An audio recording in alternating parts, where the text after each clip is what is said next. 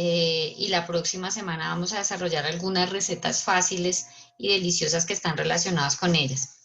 En esta oportunidad les pido, como lo hemos hecho ya en otras ocasiones, que vayan anotando sus preguntas en el chat.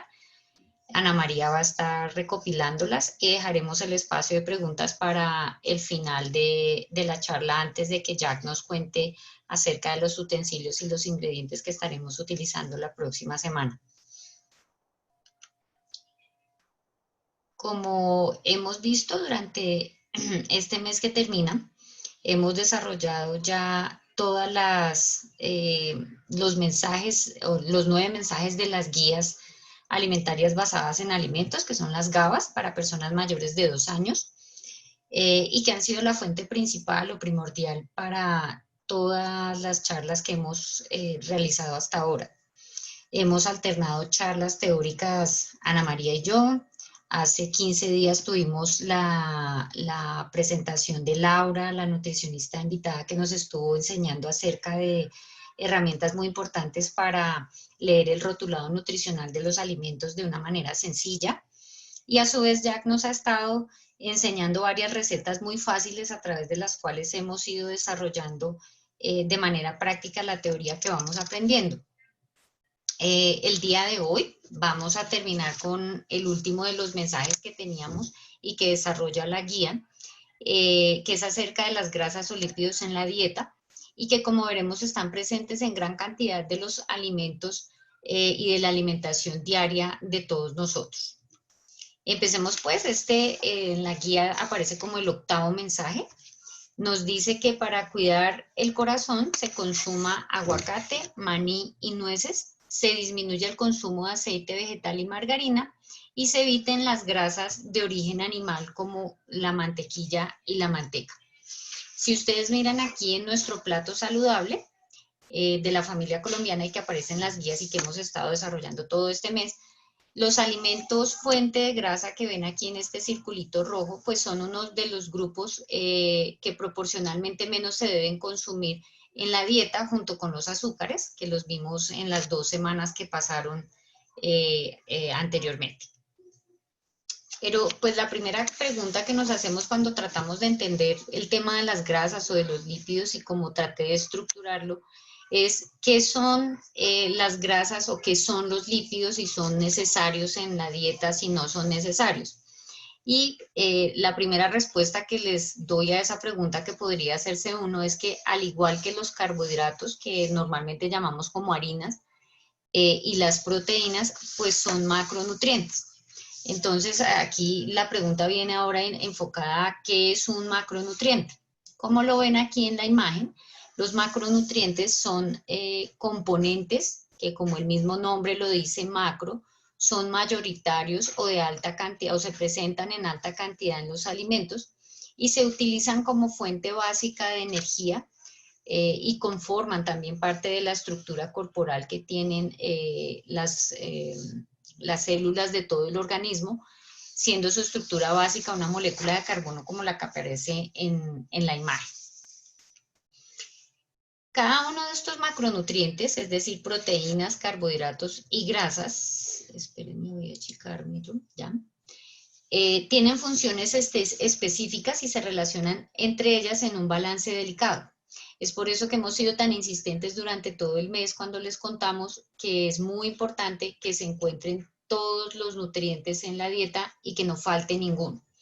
En una dieta balanceada, aproximadamente entre el 45 y el 65% la energía proviene de los carbohidratos. Aquí aparece más o menos es la mitad de la energía de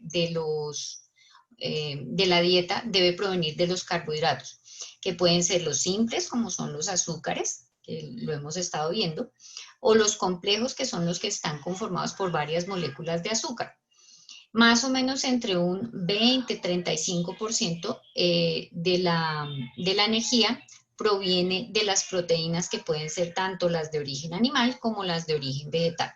Y una parte parecida, entre el 20 y el 35% también de esta energía, proviene de las grasas, que son las que vamos a ver hoy, y vamos a tratar de entender cuál es la importancia de que estén, ya que si ustedes como lo tienen en cuenta, las grasas han sido maltratadas, por así decirlo, cuando se habla de disminuir de peso, dietas en las que se busque disminuir de peso, generalmente se le echa la mano a las grasas y se dice, si usted quita las grasas va a disminuir de peso, y cuando uno mira, pues en realidad no es así realmente. Entonces, en este cuadrito vamos a ver cuáles son esas funciones principales de cada uno de estos grupos de macronutrientes. Por un lado, como ven en la primera línea, los tres, como ya les dije, son fuente energética, es decir, los tres proveen energía para las funciones del cuerpo. Por una parte, las proteínas tienen funciones primordialmente en la construcción de los tejidos del cuerpo, como son los músculos, las células de la sangre, la piel, y son especialmente importantes en los periodos de crecimiento, es decir, en la niñez y en el embarazo, por ejemplo. Actúan también en la reparación de los tejidos del cuerpo durante toda la vida, no solamente en los periodos de crecimiento, sino en toda la vida. Ayudan, como les dije, en la formación de células de defensa contra enfermedades y sustancias de defensa contra las enfermedades. Y de una u otra forma, a través de las funciones que hemos visto, pues aseguran el buen funcionamiento de todo el organismo. Por otro lado, los carbohidratos, además de ser fuente energética como son los tres grupos, junto con las grasas contribuyen a regular la temperatura. Esto se llama termorregulación o control de la temperatura corporal, que tiene una función más importante en el grupo de grasas. Estos carbohidratos también regulan la cantidad de azúcar que se presenta o que circula en la sangre, porque los carbohidratos se acumulan o se guardan en ciertos tejidos del cuerpo y son liberados cuando se requiere azúcar en la sangre para que funcionen ciertos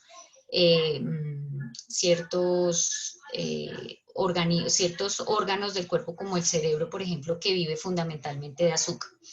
Y por otro lado, en este grupo se encuentra la fibra, que aunque no es una fuente de energía, porque cuando nosotros consumimos fibra, esta no se transforma, por así decirlo, es decir, no se convierte en glucosa o en azúcar, tiene funciones que, como hemos visto, son muy importantes. Los vimos cuando hablamos acerca de las legumbres en los granos, ya que esta fibra ayuda a controlar la absorción de las grasas, a controlar la absorción de los azúcares, y además nos ayuda para que el tránsito intestinal sea mejor, previniendo el estreñimiento.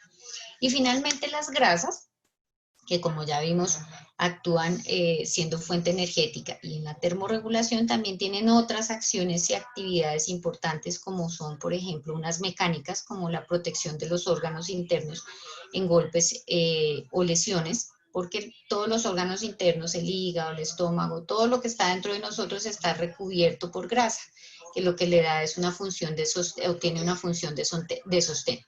Por otro lado, hacen parte de las vitaminas liposolubles, es decir, las vitaminas que tienen en su composición grasa, que son la vitamina A, la D, la E y la K, y ayudan a que se absorban las mismas grasas para conformar estas vitaminas. Tienen una función importante también, y es que dan saciedad y contribuyen con la palatabilidad, es decir, con la sensación o con la posibilidad de sentir el sabor de los alimentos y retener ese sabor. Tienen una parte muy, muy importante, y es que hacen parte de todas las membranas celulares, de absolutamente todos los órganos que tenemos, y además hacen parte de las hormonas masculinas y femeninas. Todo este como recorrido es para que se den cuenta que las grasas no son fácilmente intercambiadas por ningún otro macronutriente o por otro nutriente, porque sus funciones son específicas de ellos. Entonces, como vemos, aquí les partí el mensaje, porque si ustedes ven la recomendación acerca del consumo de grasas, parece que estuviera partida en dos partes alrededor de la salud del corazón. Por un lado, nos estimula a que aumentemos el consumo de ciertos alimentos, allí aparecían el aguacate, el maní, las nueces, y por otro lado nos estimula o nos desincentiva más bien el consumo de otras fuentes de grasas, como son las de origen animal, que se encuentran en la manteca, en la mantequilla, incluso en parte de las carnes. Veamos entonces por qué las guías hacen esta distinción. Aquí encuentran los ácidos grasos, esta es una imagen grande que uno la ve primero y se asusta, entonces yo les quité un pedacito para que no se asusten. Entonces, estos lípidos o grasas, que también de manera química se llaman ácidos grasos, los podemos dividir en dos grupos, los ácidos grasos saturados y los ácidos grasos insaturados, que muchos de ustedes ya los deben haber escuchado. Estos dos grupos se diferencian por la conformación química y por esta conformación química tienen unas características especiales que hacen o que dan unos efectos en salud diferentes. Entonces miremos cuál es esa diferencia. Como lo ven aquí en la imagen, digamos que están dibujados les puse imágenes de los alimentos que contienen cada uno de cada uno de estos grupos de ácidos grasos, para que lo vieran más gráfico. Como ustedes ven los ácidos grasos saturados, casi que todos están derivados de grasas animales y los ácidos grasos insaturados de grasas o alimentos que tienen grasas insaturadas. Veámoslos más en detalle para que entendamos cuáles son como las características de cada uno y qué es lo que hace que el mensaje esté dividido en dos. Entonces, por un lado, las grasas saturadas, generalmente, si las vemos por sus características físicas, son sólidas a temperatura ambiente, las calentamos, se vuelven líquidas, pero cuando vuelven a estar nuevamente a temperatura ambiente o cuando se enfrían, se endurecen otra vez. Eso es como lo que usaban hace tiempo, ya no lo usan tanto como las mantecas. Su origen normalmente es animal y está relacionado con efectos perjudiciales para la salud cardiovascular, ya que se relacionan con la formación de ateromas, eso es la aterogénesis, es la formación de placas de grasa, por así decirlo, o sea, una parte de ellos es grasa, en las arterias que pueden disminuir el flujo de sangre a través de órganos vitales o incluso impedir el flujo, como en el cerebro, como en el corazón, y puede producir infartos o incluso la muerte. Este tipo de grasa se encuentra principalmente en alimentos tales como la mantequilla, los aceites de origen animal, la manteca, en las carnes, en la piel de las aves, por ejemplo, se puede encontrar debajo de la piel de las aves. Aquí les traje algunos ejemplos en una de las tablas que proporciona la guía que hemos estado viendo en estas charlas. Entonces está la crema de leche líquida entera, la tocineta, el queso crema, la mantequilla, el aceite de palma, la manteca de cerdo, la pulpa de coco rallada, por ejemplo. Como ven acá, ya son fuente, o estos alimentos son fuente de grasas saturadas. Veamos ahora un poquito más adelante qué sucede con las grasas o los ácidos grasos insaturados. Por una parte, estos ácidos grasos insaturados, como ustedes ven en la imagen, se divide en monoinsaturados y en poliinsaturados. Esto es según la construcción química que tenga. No vamos a ahondar en la construcción química, sino más allá en las características o funcionalidad que les da esta composición química. Y básicamente está dado por el número de algo químico que se llama una insaturación, que les va a dar algunas características diferentes. Entonces, unos tienen una sola insaturación, por eso se llaman monoinsaturados, y otros tienen varias insaturaciones y por eso se llama poliinsaturados.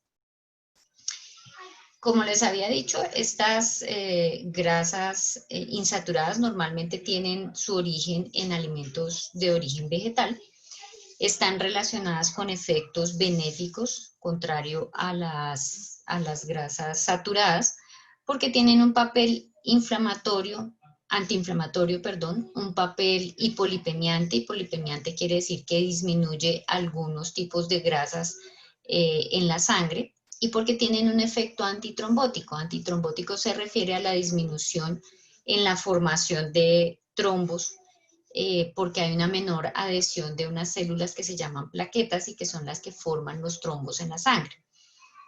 Se encuentran, como les dije, en alimentos de origen vegetal, como el aguacate, los frutos secos, pero también se pueden encontrar en los pescados de aguas frías o pescados azules o marinos, como también se llaman, como son el salmón, el atún, por ejemplo, que ustedes también deben haber escuchado ya en algún momento.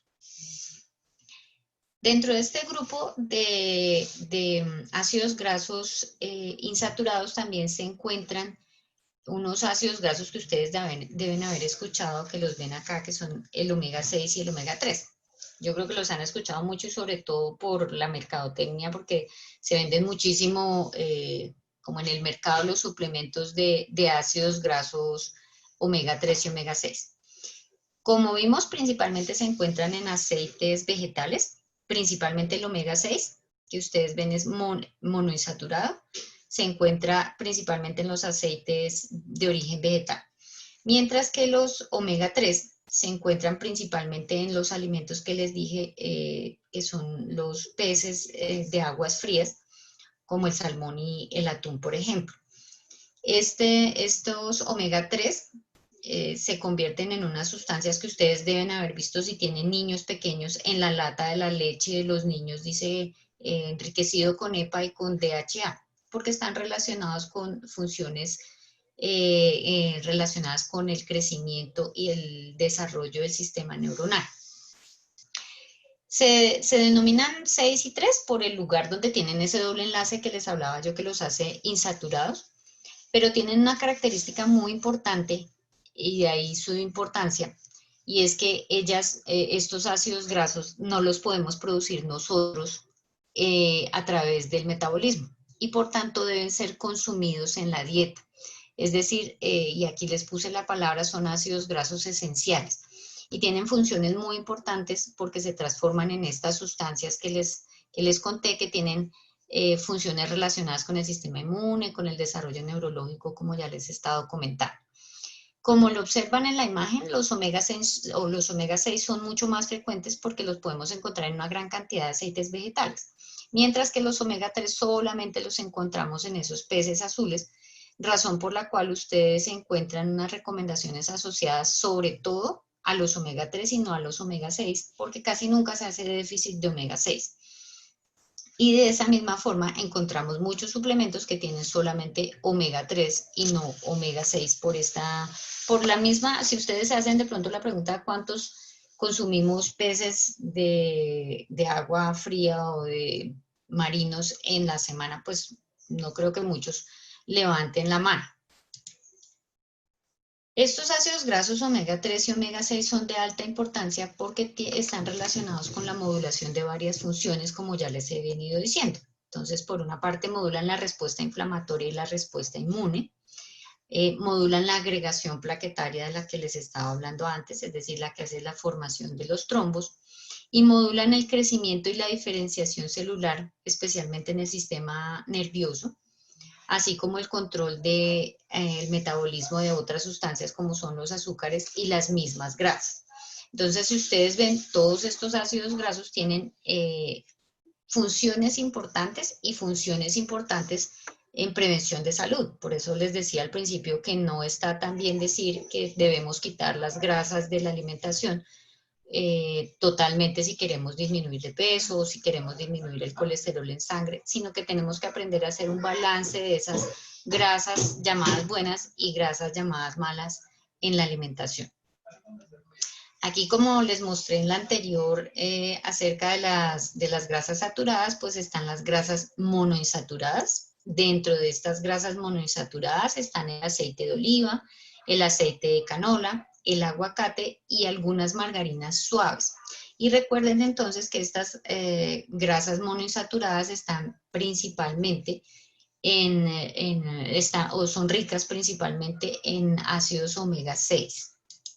Y aquí vemos las grasas poliinsaturadas, se encuentran principalmente en aceite de girasol, en aceite de maíz, en aceite de soya, en aceite de ajonjolí, en la mayonesa comercial incluso, y como les dije antes, en los peces de aguas frías o peces que vienen del mar. Entonces, si ustedes miran aquí en este dibujito que traté de traerles, se ve la distribución de los omega 3 y los omega 6 en los alimentos que son de origen vegetal, es decir, los que no son de origen animal, y que es como ustedes encuentran comercialmente los aceites. Entonces uno ve, y hay aceites de maíz, hay aceite de soya, hay aceite de girasol. y se diferencian básicamente en esa composición de los omega. Entonces los omega 3 están principalmente en los aceites de origen, que tienen origen en canola, en la nuez, en la linaza, y los omega 6 en el girasol, en la soya y en el maíz.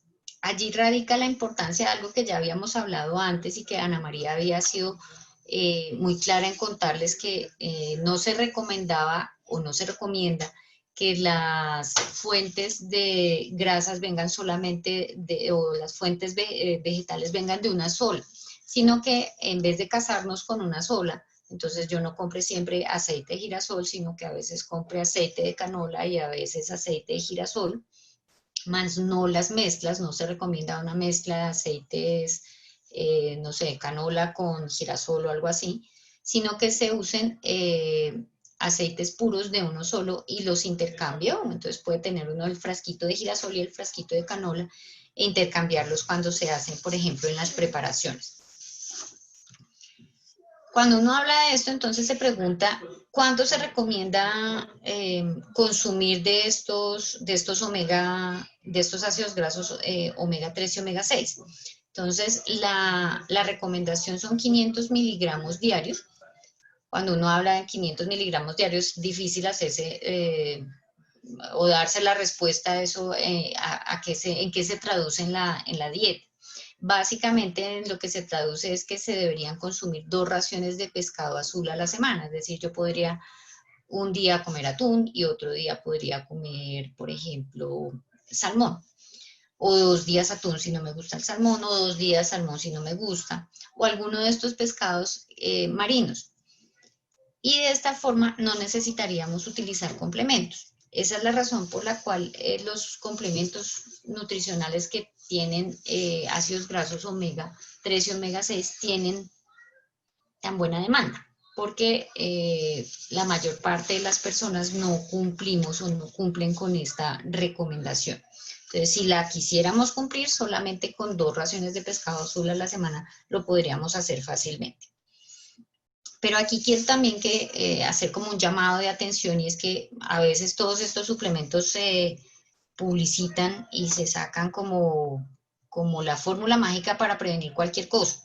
Esta es una revisión sistemática muy nueva, de febrero del 2020, que se hizo acerca de la necesidad de hacer suplementación de ácidos grasos omega 3 en prevención primaria y secundaria para enfermedad cardiovascular. Prevención primaria y secundaria primaria se refiere a personas sanas, es decir, utilizar un suplemento para que yo no me enferme. Y en prevención secundaria quiere decir personas que ya han tenido un evento cardiovascular o que tienen alguna enfermedad cardiovascular y queremos hacer disminución de riesgo de que empeore esta enfermedad. Existe una gran controversia alrededor de ellos y siempre, como les digo, la comercialización de los suplementos ha influido mucho en esta controversia. Como lo ven aquí, estas evidencias dicen que la evidencia científica o el cuerpo de la evidencia científica da una recomendación de leve a moderada con respecto a la necesidad de suplementarlo en la población sana, es decir, esa prevención primaria. Y hay alguna evidencia un poco mayor que respalda la suplementación en prevención secundaria, es decir, si yo ya he tenido algún evento, es decir, yo he tenido un infarto, yo tengo ya enfermedad coronaria establecida, para tomar la opción de usar un suplemento. Sin embargo, y como se los hemos resaltado en todo este curso, pues es muy importante primero consultar con el médico, hacer un examen y una historia clínica claras para saber además cuál es mi consumo dietario y saber si necesito o no necesito una suplementación, y por tanto este manejo es individualizado y no es como querer decirles acá que todos necesitamos hacer suplementación, sino que se debe hacer una consulta con su médico tratante para saber. Por otro lado, existe un grupo más que ustedes también deben haber escuchado, que son las grasas trans.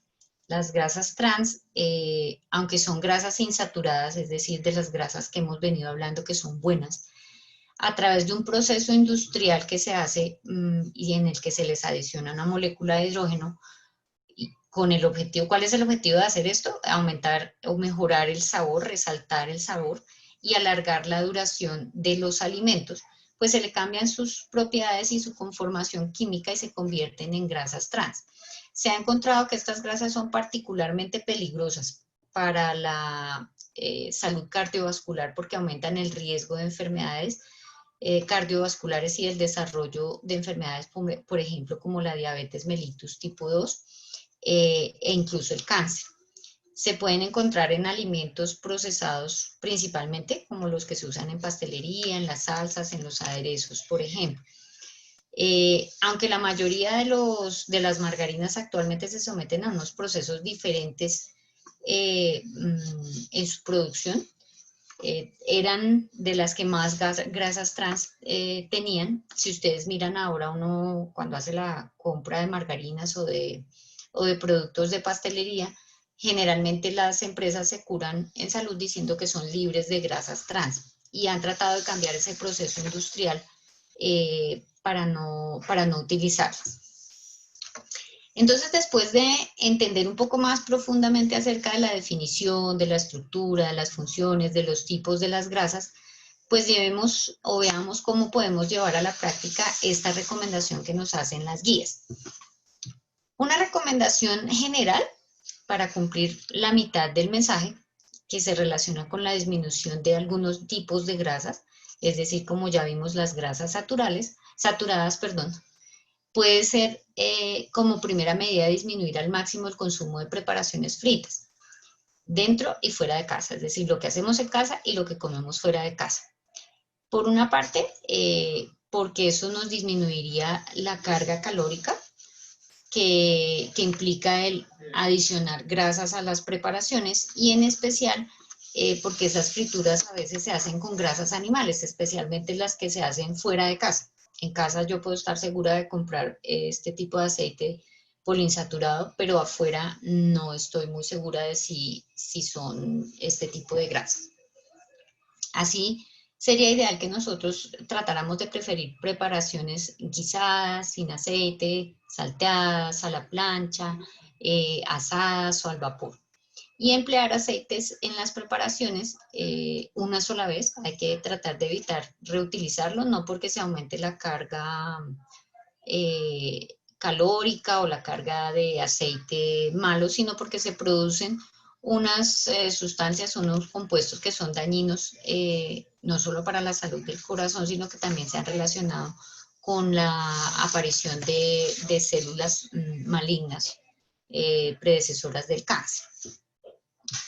Adicionalmente, otras de las recomendaciones son consumir frutos secos. Eso lo hemos hablado varias veces durante las charlas. Ana María también la habló cuando hablamos en el módulo de proteínas.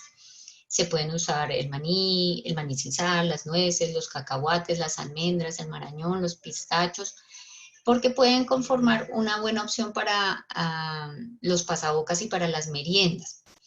Pero aquí también quiero hacer énfasis en que se debe hacer en las cantidades bajas y recomendadas que les hemos mostrado, porque ellas también son fuente calórica. Entonces, si yo me consumo un paquetico de los que venden comercialmente de maní completo porque tengo mucha hambre, a mí me dijeron que en las meriendas podía utilizar frutos secos porque eran muy saludables, pues igual un paquetico de esos tiene como 300 calorías, y si yo estoy tratando de bajar de peso o mantener el peso, pues esos paquetico diario con 300 calorías le suman a esto que ya estoy consumiendo en el día. También se recomienda incluir aguacate en la alimentación, que ya vimos que tenía ácidos grasos monoinsaturados, pero también debe ser en las porciones adecuadas. Entonces, si yo compro un aguacate como el que está en la imagen grande, pues más o menos se consume una tajadita o un octavo de este aguacate. Y si consumo un hass, pues la mitad es suficiente. ¿Por qué? Porque también son fuente de calorías, o sea, por tener grasas son fuentes de calorías que si estoy buscando bajar de peso no me van a ayudar. Por otro lado, moderar el consumo de la margarina, porque aunque es de grasa vegetal, pues la idea es consumirlo en cantidades pequeñas también por la carga calórica. Algo que olvidé decirles antes es que las grasas tienen casi el doble por gramo de alimento de calorías comparado con la proteína y los carbohidratos. Entonces, por eso es que a veces se requieren un poco menos en una dieta balanceada. Evitemos también el uso de grasas sólidas, eso casi ya no se utiliza, pero todavía las hay, la manteca, la mantequilla, porque normalmente son grasas saturadas que, como vemos, son perjudiciales para la salud cardiovascular. Se recomienda también el uso de aceites vegetales de un solo ingrediente, no las mezclas como les dije antes, porque son menos saludables y en lo posible se deberían alternar según la fuente, como les dije, a veces de maíz, a veces de girasol, a veces de soya. Cuando hablamos de productos de panadería, pastelería, las galletas, los helados, los productos de paquete, pues debemos pensar que este tipo de productos contienen altas cantidades de grasa, que generalmente son grasas trans y generalmente también son grasas saturadas. Por eso también se recomienda disminuir su consumo. Recuerden, como les hemos dicho antes, no es que ningún alimento sea malo, ni tampoco ningún alimento sea bueno y sea milagroso. Todos los alimentos tienen cualidades que los hacen mejores o peores y lo que tenemos que tratar de buscar es hacer un balance adecuado entre todos estos alimentos para hacer un balance adecuado de los nutrientes que estos alimentos contienen. Por otro lado, hay que revisar la etiqueta de los productos, preferir aquellos cuyas grasas son vegetales y que reporten ser libres de grasas trans. Como les dije, ya casi todos los alimentos en el mercado dicen libres de grasas trans o muy bajos en grasas trans. Y finalmente, como lo vimos antes, pues tratemos de consumir al menos 2 veces a la semana pescados de mar con el objeto de incluir estos ácidos grasos omega 3 y omega 6 que hemos hablado tienen efectos benéficos para la salud. Pues hasta aquí va nuestra charla hoy. Como vieron, era una charla corta, una charla concisa acerca por eso la charla tenía como en la etiqueta el buenas o malas, amigos o enemigos, pues depende de las que escojamos y depende de la cantidad y los objetivos que tengamos. Hasta aquí. Entonces les dejo, Ana. Nos quedamos contigo para ver las dudas antes de que Jack nos cuente que vamos a tener la otra semana. Bueno, perfecto. Pues hemos visto varias preguntas acá. Digamos que hay una muy importante acerca de la relación del omega 3 y el omega 6, porque en general, pues sí, digamos que tienen beneficios los dos, pero sí debería haber como una relación óptima. Entonces, que se recomendaría comer de más de los que tengan 3 o más de los que tengan 6. En realidad no es más de los que tengan uno o el otro. Casi todos los aceites que consumimos en el mercado tienen de los dos. Hay una relación que es de 1 a 3 entre omega 3 y omega 6, o sea, deberían ser más de los omega 6 que los 3, perdón, de los 3 que de los 6. Pero generalmente no se cumple por lo que les decía, que no se consumen mucho los pescados en la dieta, sobre todo aquí en el interior no se consume mucho pescados de origen marino, sino más pescados de agua de río. Entonces sí deberíamos tratar de aumentar el consumo de estos productos para aumentar esa cantidad de omega 3 que debería haber un poquito más en la dieta. Perfecto. Otra sobre el aceite de coco, que hacia qué grupo pertenece y cuál sería como la recomendación con respecto a este tipo de aceite. Ese también está dentro de las grasas monoinsaturadas, ahí hacen como una diferencia ahí es si se saca la pulpa o si se usa el aceite. Entonces, se puede utilizar, no es tan bueno porque es monoinsaturado y no es poliinsaturado. Los poliinsaturados son mejores que los monoinsaturados, pero también se puede usar y ahí va la recomendación pues de hacer no mezclas en una preparación de los aceites, sino de hacer usos intercambiables de un aceite a veces, de otra vez, para poder como hacer un balance entre los 3 y los 6. Perfecto. Otra pregunta es con respecto al aceite de palma, que si, digamos, se encuentra dentro de estas recomendaciones o cuál sería para este tipo de aceite la recomendación. Sí, esa es una pregunta importante porque no está dentro de las recomendaciones en realidad. Ese es yo no me acuerdo si se los mostré ahí, no, creo que no lo coloqué. pero no es de los ácidos grasos poliinsaturados. Entonces realmente no se recomienda tanto su consumo. Entonces si De lo pueden acuerdo. descontinuar, mejor. Sí, acá había, es importante también mirar como todas esas presiones de la industria, porque recuerdo hace muchos años que hubo cuando salió el aceite de oliva, el boom, el aceite de palma hizo una campaña también, digamos, desprestigiando, entre comillas, pero era por el interés comercial. Entonces, digamos que siempre nosotros como consumidores tenemos que ser responsables al ver como que siempre van a haber esos intereses comerciales por detrás de toda esta marketing, y pues la idea es tener información clara de cada uno de los productos.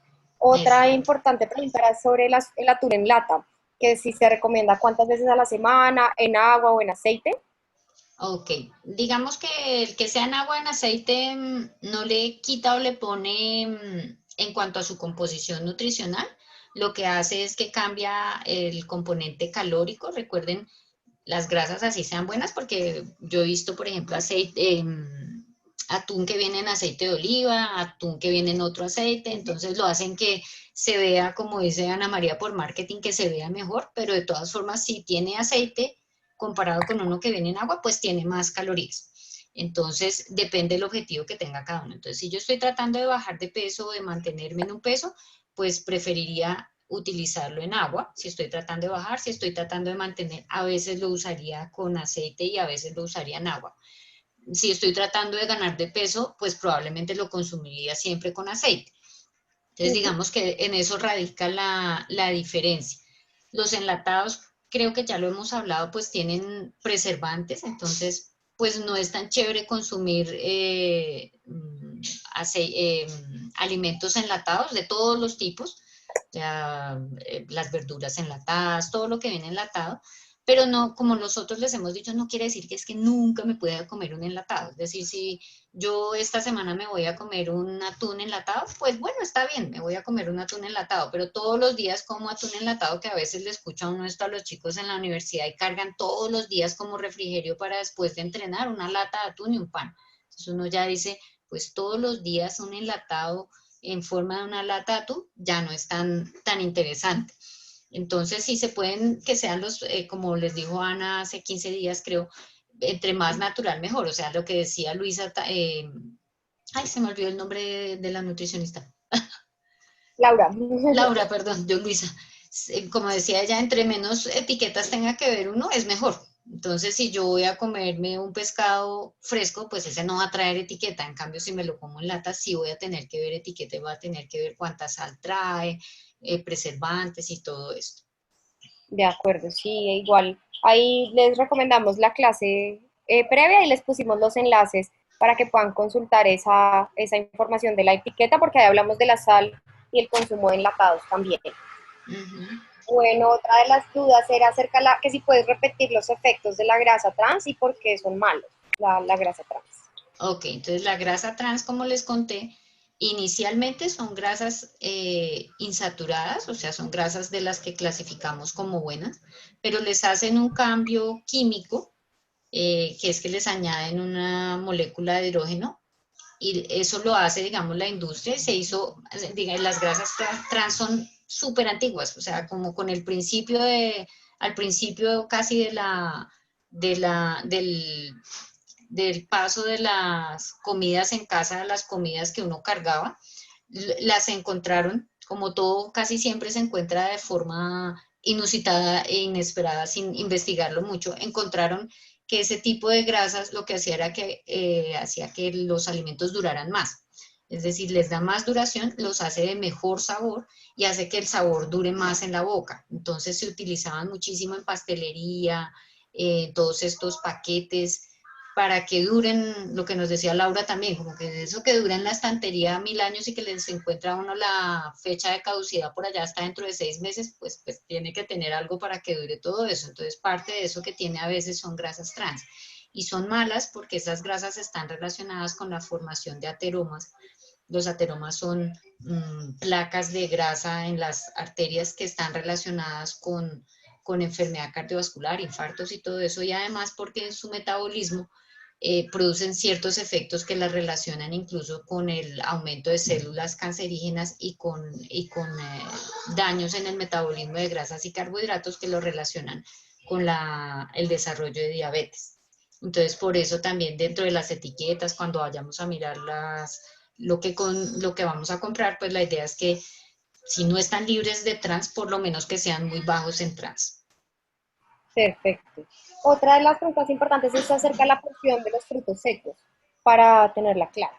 Ay, esperen, les voy a compartir. Yo la dejé como de últimas por si alguien lo preguntaba, que es más fácil verlo Sí, en el dibujito. Aquí están las porciones. Espérenme, les comparto. ¿Ya lo están viendo? sí. Entonces, si ustedes miran acá, este cuadrito también está en las guías y aparecen las porciones de nueces y semillas secas. Entonces, aquí lo ponen por gramos. Entonces, 9 gramos, imagínense, 9 gramos de pistacho es una cucharada. Si yo voy a consumir, por ejemplo, en el día, digamos que voy a decidir y dentro de lo que se hizo en el balance nutricional, me decía que me podía consumir 2 porciones, pues son 2 cucharadas que puedo distribuir entre el pistacho o por ejemplo, 5 unidades de avellanas. Y normalmente a mí me pasa esto en la casa, yo compro frutos secos, nueces y semillas y los meto en un tarro que debería durar toda la semana y a mitad de la semana ya se desocupó porque entre mi hijo y mi esposo se los comen a manotadas. Entonces, eso sucede con este tipo de alimentos. Son ricos, son fáciles de comer porque uno los encuentra ya hechos en la casa y solo mete la mano y saca. Entonces hay que ser muy cuidadoso con las porciones y con porcionarlas en el día a día. Entonces no es saludable tampoco pensando en peso, digamos, que no me quiero aumentar de peso, que consuma más de lo que dice aquí en las porciones. Entonces miren, por ejemplo, las avellanas son 5 unidades, el maní sin sal es una cucharada sopera, o sea, una cucharada de las que uno toma de sopa, eso es poquito. Las mezclas de nueces, como vienen también, por ejemplo, en las bolsitas que ahora vienen mezcladas, es una cucharada. Entonces yo podría comerme 2 cucharadas diarias, no esa bolsita completa que venden, por ejemplo. Eso tiene como 350 calorías. Perfecto.